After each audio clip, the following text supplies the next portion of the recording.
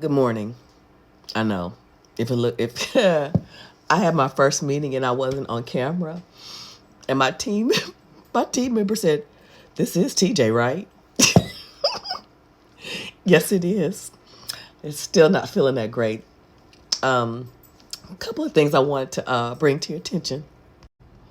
First, there was somebody said, "Queen, you have your own mug." I said, "Yes, I do," and I have this because you can see it's a mosaic, and I say that I am a mosaic because I am a work of art made of many broken pieces. So that's why I got this, and that's what it says around here. Um, Another thing, again, I'm not going to harp too much on what people are talking about as it relates to the woman in Houston, because I think I've said what I said. Well, excuse me, I've said what I said, and I mean what I said. Now, as certain things have arisen, does it change my perspective? No, because I think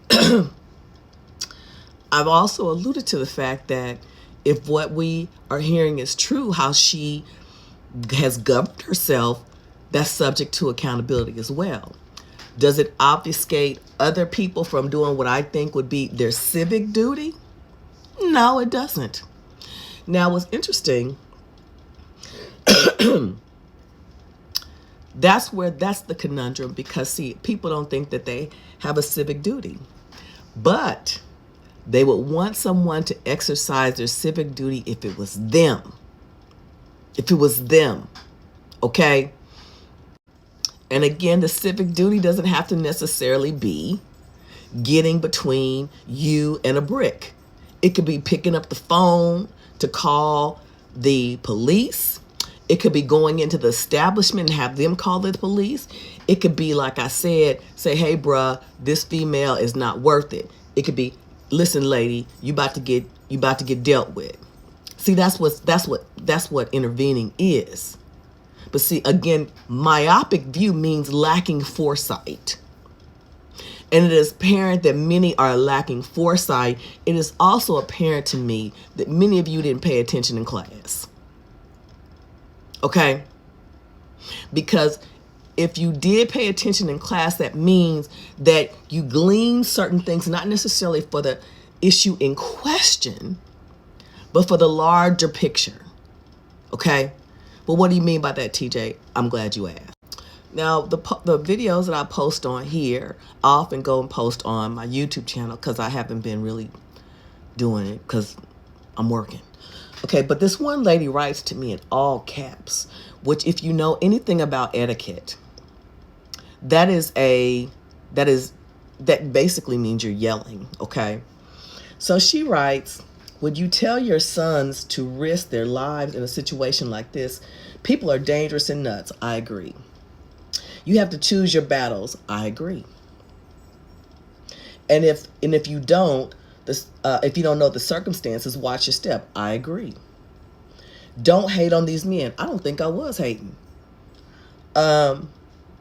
You know the old saying, "Don't start no trouble, won't be no trouble." I agree.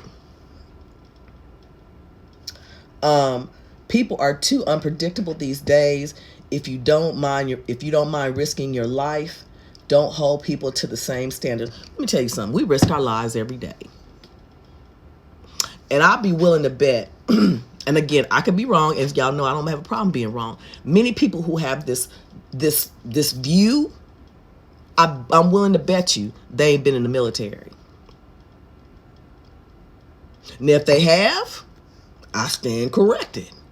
But I bet you many people have not been in the military, because many people, the people who are in the military, we put our lives on the line all the time for stuff that we ain't started.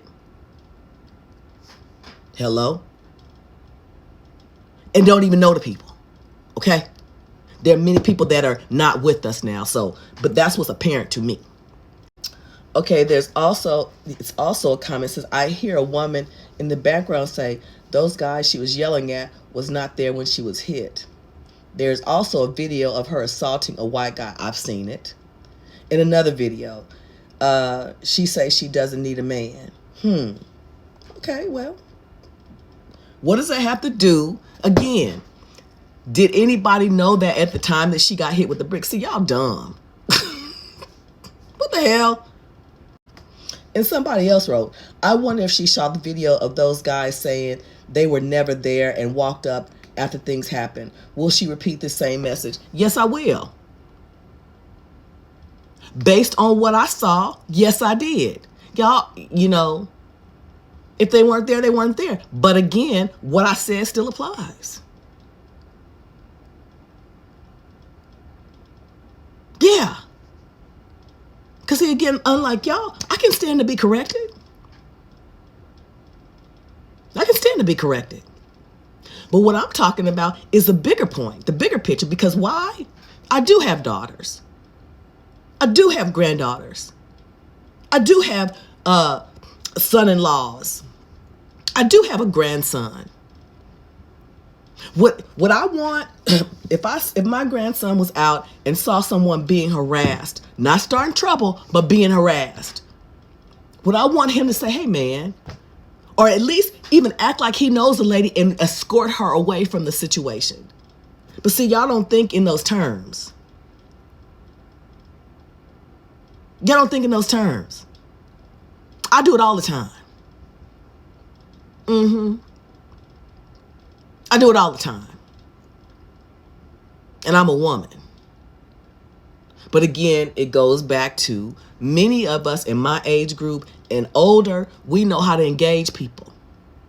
Y'all want to say that we the slaves and we bow down, but we also know how to talk to people. We also know how to de-escalate. And sometimes you can't.